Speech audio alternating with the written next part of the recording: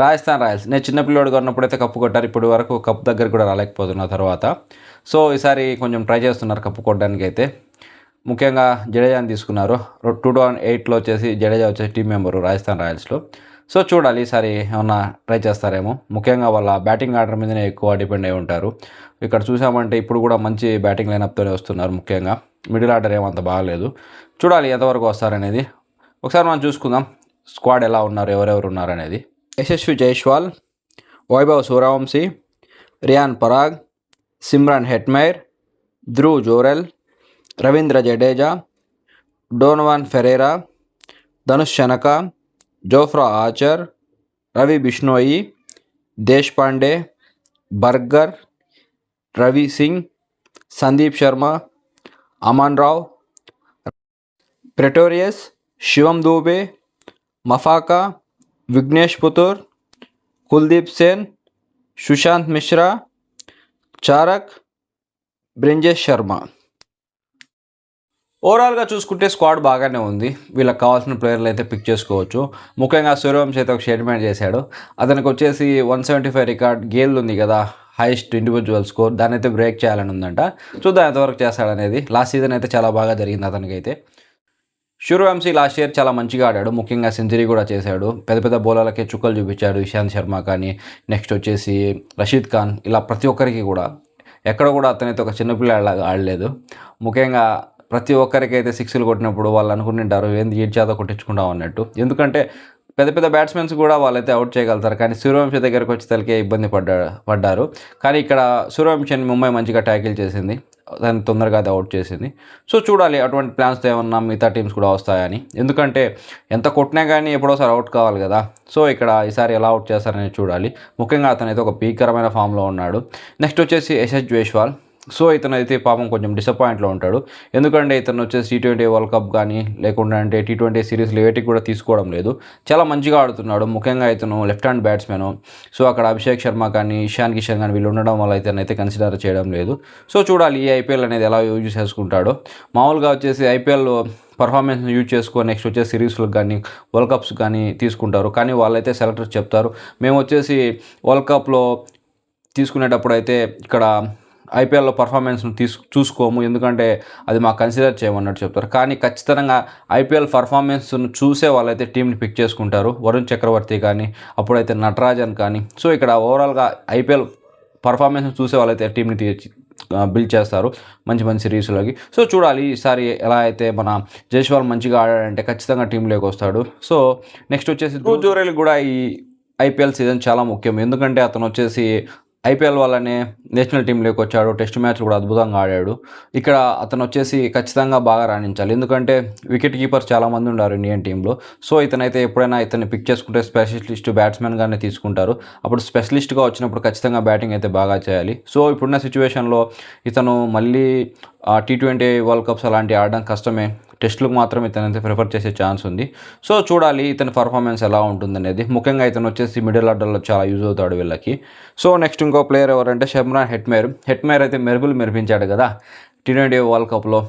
ప్రతి మ్యాచ్లో అయితే సిక్స్లు చాలా మంచిగా కొట్టాడు.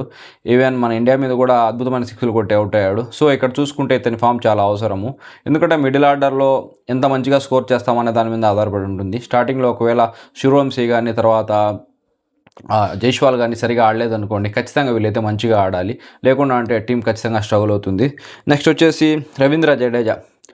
ఈ ఐపీఎల్లో ఖచ్చితంగా రవీంద్ర జడేజా అందరూ కూడా చూస్తారు. ఎందుకంటే అతను చెన్నైగా ఆడేటప్పుడు ఎలా ఆడాడు, ఇక్కడ ఎలా ఆడాడు అనేది ప్రతి ఒక్కరు కూడా కంపారిజన్ చేస్తారు. ముఖ్యంగా ధోని ఉన్నప్పుడు అక్కడ అతని ఇన్పుట్స్ తీసుకొని పర్ఫార్మెన్స్ ఇవ్వడం వేరు. ఇక్కడ వచ్చేసి ఇతనే సీనియర్ లాగా ఉంటాడు. సో ఇక్కడ ఇతను ఎలా రాణిస్తారనేది ముఖ్యం. ఎందుకంటే వాళ్ళు కొన్ని ఆశలు పెట్టుకొని ఖచ్చితంగా రిటర్న్ చేసుకుని ఉంటారు కదా, వీళ్ళ సైడ్ తీసుకుని ఉంటారు కదా. సో ఇక్కడ ఇతని పర్ఫార్మెన్స్ కూడా చాలా అవసరం వాళ్ళకైతే. నెక్స్ట్ వచ్చేసి ఆర్చర్ వేస్తే మంచిగానే వేస్తాడు. కానీ ఇతను ఎన్ని మ్యాచ్లకు అవైలబుల్గా ఉంటారో తెలియదు. ఎందుకంటే తొందరగా గాయపడి అయితే రూల్ అవుట్ అయిపోతుంటాడు. ముఖ్యంగా ఈ ఐపీఎల్లో చూసుకుంటే చాలా వరకు ఫారిన్ ప్లేయర్లు అందరూ రూల్ అవుట్ అవుతున్నారు. ముఖ్యంగా వీళ్ళ సైడ్ వచ్చేసి శ్యామ్ కరణ్ కూడా రూల్ అవుట్ అయిపోయాడు. అతని ప్లేస్లో వచ్చేసి శనకాని తీసుకున్నారు. మంచి ఛాయిస్ ఇది మాత్రం. శనక అయితే ఖచ్చితంగా రీప్లేస్మెంట్ ఖచ్చితంగా పనికొస్తాడు. ఎందుకంటే కరణ్ కంటే కూడా చాలా మంచిగా ఆడుతున్నాడు. చూసాం కదా ఈసారి జరిగిన T20 వరల్డ్ కప్‌లో కూడా చుక్కలు చూపించాడు కదా పాకిస్తాన్‌కి కూడా.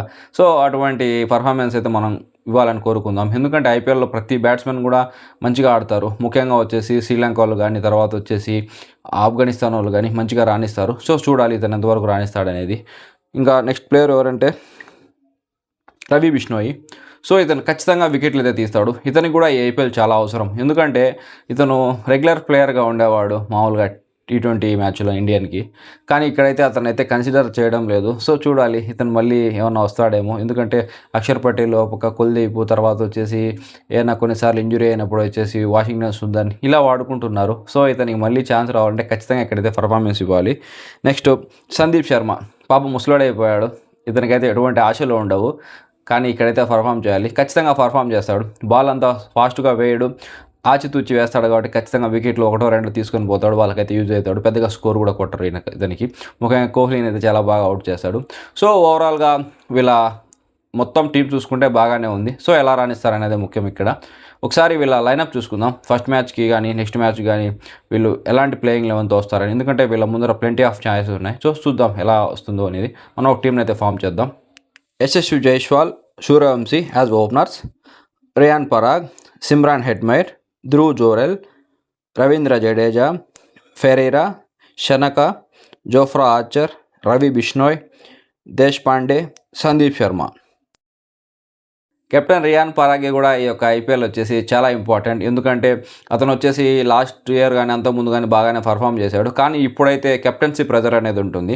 పెద్ద వాళ్ళే కెప్టెన్సీ ప్రెజర్లో ఎత్తిపోయి ఉన్నారు. మనం చూసుకుంటే సచిన్ కానీ సేవాగ్ కానీ ఇలాంటి వాళ్ళు ఇతని కంటే గొప్ప వాళ్ళే, కానీ వాళ్ళు కెప్టెన్స్గా రాణించలేకపోయారు. సో ఇక్కడ ఇతను ఎలా రాణిస్తాడు అనేది ముఖ్యం. ఎందుకంటే ఇతను అంత నమ్మదగిన ప్లేయర్ అయితే కాదు.